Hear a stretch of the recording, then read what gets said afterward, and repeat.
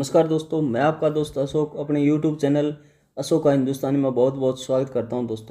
दोस्तों हम पढ़ रहे हैं class 10th English first flight book का chapter 2 national Mandela long walk to freedom, और इसके 2 पार्ट हमने पढ़ लिए। अभी तीसरा पार्ट पढ़ रहे हैं।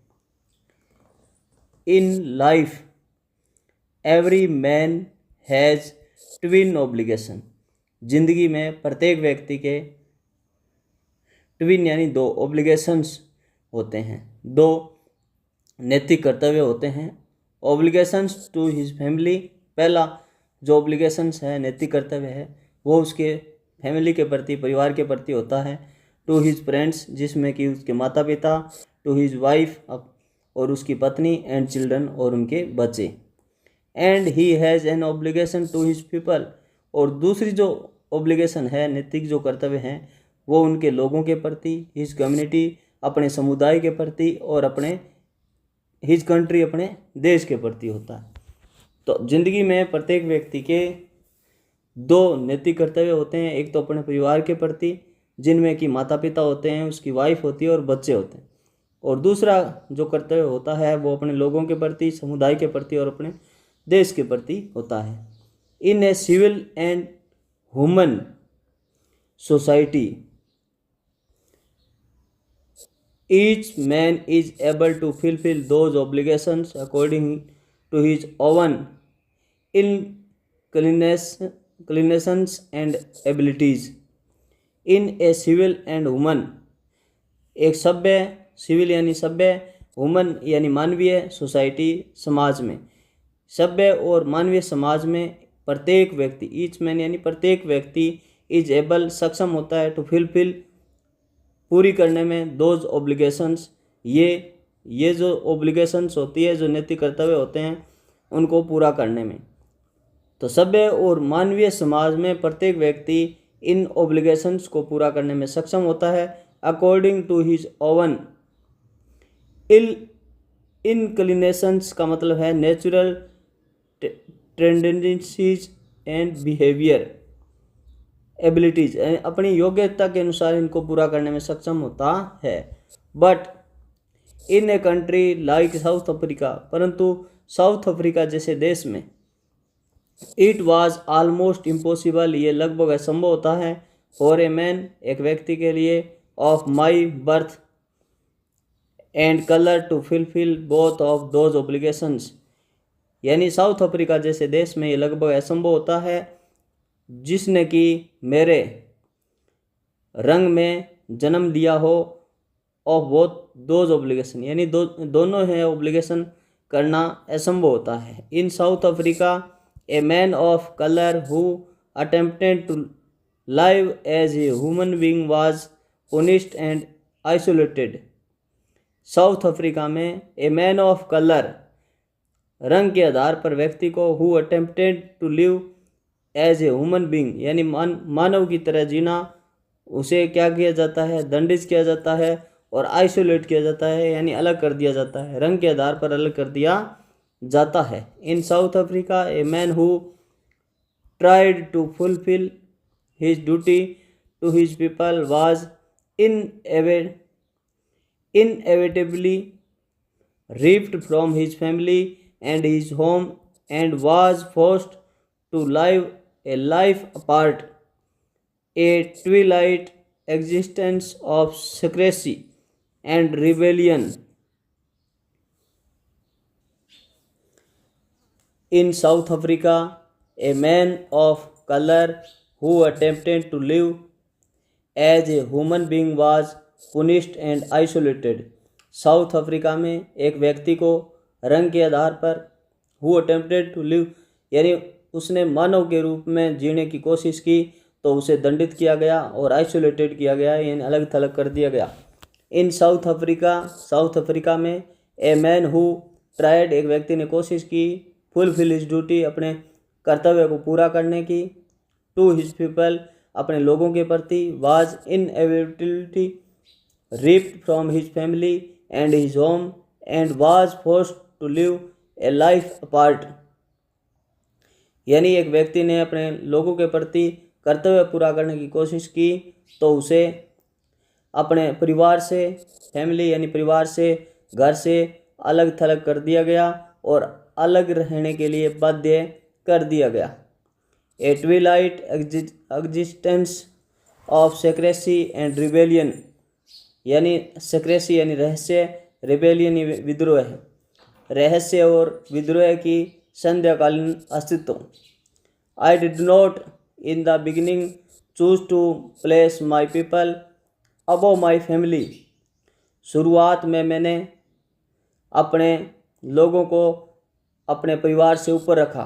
But in attempting to serve my people, परंतु लोगों की सेवा करते वक्त आई फाउंड, मैंने पाया, that I was prevented from fulfilling my obligations as a son, as a brother, father and husband. तो मैंने पाया कि मुझे रोका गया, कि किसे रोका गया, मेरे कर्तव्य जो कि मेरे एक बेटे के रूप में, भाई के रूप में, पिता के रूप में और पति के रूप में जो मेरे कर्तव्य थे उनको करने से रोका गया। I was not born with a hunger to be free. I was not born, मैंने जन्म नहीं लिया था, हैंगर टू बी फ्री यानी स्वतंत्रता की भूख के साथ मैंने जन्म नहीं लिया था। आई वॉज बोर्न फ्री, जन्म से मैं फ्री था। फ्री इन एवरी वे, प्रत्येक रास्ते पर, प्रत्येक जगह फ्री था। दैट आई कुड नो, जैसे कि मैं जानता था। Free to run in the fields near my mother's hut, मेरी माता की झोपड़ी के पास जो क्षेत्र थे वहाँ मैं दौड़ सकता था, फ्री दौड़ सकता था। Free to swim in the clear stream that ran through my village, मेरे गांव की जो छोटी सी नदी थी उसमें मैं तैर सकता था। Free to roast mealies under the stars and ride the broad back of slow moving bulls, और फ्री मैं जो मक्का है उनको रोस्ट कर सकता था। द स्टार्स एंड राइड, और सवारी कर सकता था, जो बड़े बड़े बुल होते थे उनके ऊपर पीठ पर बैठ करके मैं सवारी कर सकता था। As long as I obeyed my father abided by the customs of my tribe, जहाँ तक कि मैं मेरे पिता के कर्तव्यों को मानता और मेरी जो कस्टम्स थी, मेरी जो ट्राइब यानी मेरी जो जाति के कस्टम्स, रीति रिवाज थे उनको मैं मानता, तो मैं फ्री था। आई वॉज नॉट ट्रबल्ड, मुझे कोई परेशानी नहीं थी। By the laws of man और गॉड, यानी मानव के द्वारा बनाया गया और भगवान के द्वारा जो कानून बनाए गए उससे मेरे को कोई तकलीफ परेशानी नहीं थी। It was only when I began to learn that my boyhood freedom was in illusion. It was only when I began to learn, ये मैंने तब सीखा, that my boyhood freedom was, यानी मेरी जो जवानी थी उसकी स्वतंत्रता है वो क्या की गई, something that appears to be real but is not, जैसे कि जो वास्तव में दिखता है वैसा होता नहीं है।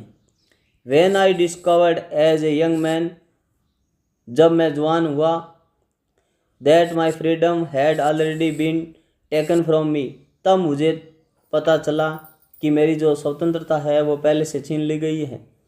That I began to hunger for it, तब मुझे इस प्रकार की भूख जगी।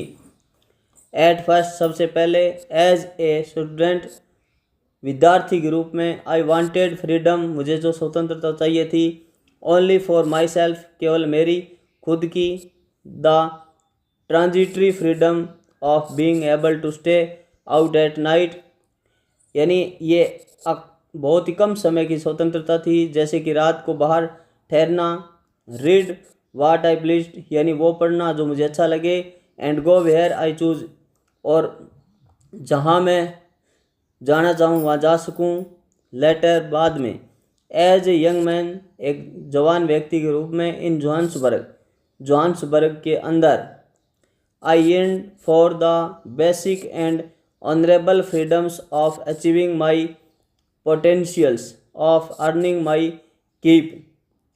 और जवान व्यक्ति के रूप में मुझे कैसी स्वतंत्रता चाहिए थी, जैसे कि मैं मेरी क्षमता के अनुसार कमा सकूं, ऑफ मैरिंग शादी कर सकूं, एंड हैविंग ए फैमिली और परिवार रख सकूं। The freedom not be obstructed in lawful life, in freedom not to be obstructed in a lawful life, यानी कानूनपूर्ण जीवन में बाधा न डालने की स्वतंत्रता की। But then I slowly saw that not only I was not free, तब मुझे तब मुझे आई स्लोली धीरे धीरे सा देखा, that not only I was, न केवल मैं फ्री था, तब मैंने देखा कि धीरे धीरे कि न केवल मैं फ्री था, but my brothers and sister were not free, कि मेरे जो भाई थे बहनें थी वो भी फ्री नहीं थी।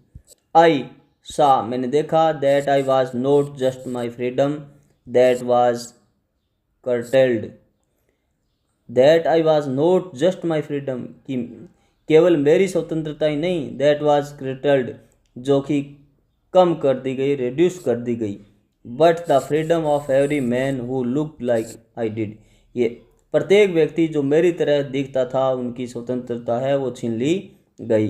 That is when I joined African national Congress, और यही कारण था जिससे कि मैंने अफ्रीकन नेशनल कांग्रेस ज्वाइन कर ली। And that is when the hunger of for my own freedom become the greater hunger for the freedom of my people.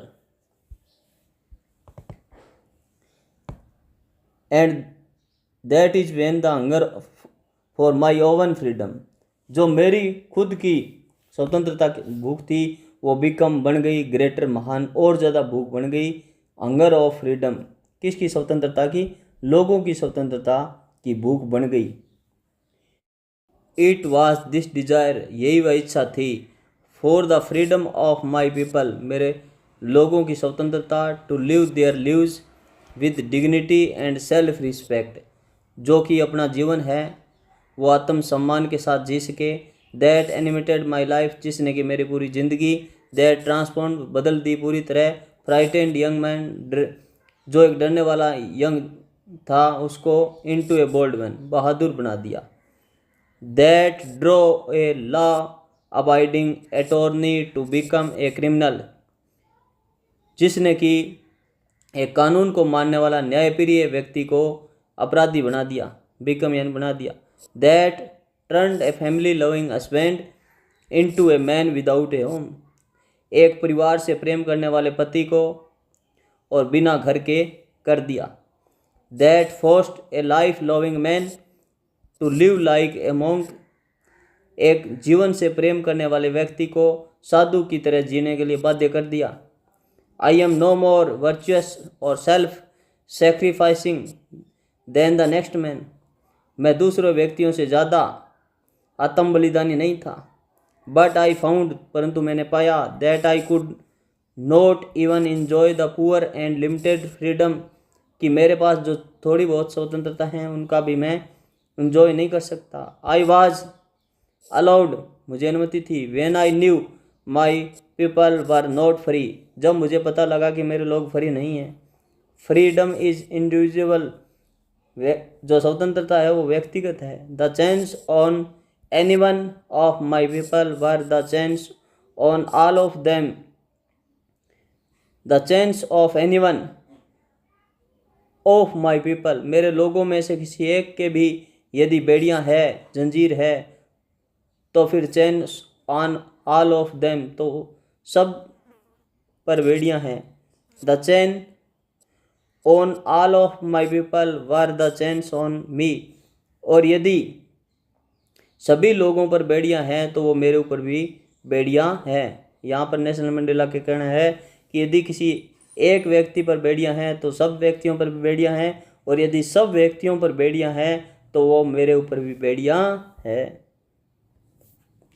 I knew, मैं जानता था, that the oppressor must be liberated just as surely as the oppressed.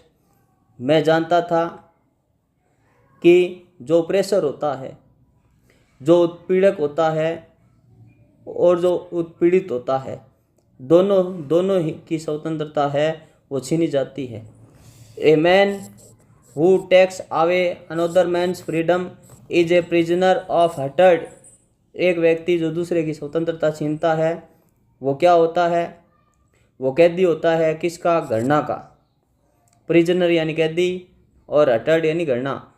तो एक व्यक्ति जो दूसरे की स्वतंत्रता छीनता है वो घृणा का कैदी होता है। ही इज लॉक्ड, वो ताले में बंद होता है। Behind the bars of prejudice and narrow mindness, वो पूर्वाग्रह और संकीर्णता के ताले में बंद होता है। आई am not truly free if I am taking away someone else freedom. मैं पूरी तरह स्वतंत्र नहीं हूँ यदि मेरी किसी स्वतंत्रता छीनी है। Just as surely as I am not free when my freedom is taken from me. जैसे कि मैं फ्री नहीं हूँ यदि मेरी स्वतंत्रता किसी ने छीनी है। The oppressed and the oppressor alike are robbed of their humanity. पीड़ित और अत्याचारी दोनों ही समान रूप से मानवता से वंचित होते हैं। ओके, थैंक यू दोस्तों। इस प्रकार ये सेकंड चैप्टर है वो कंप्लीट होता है। Thank you.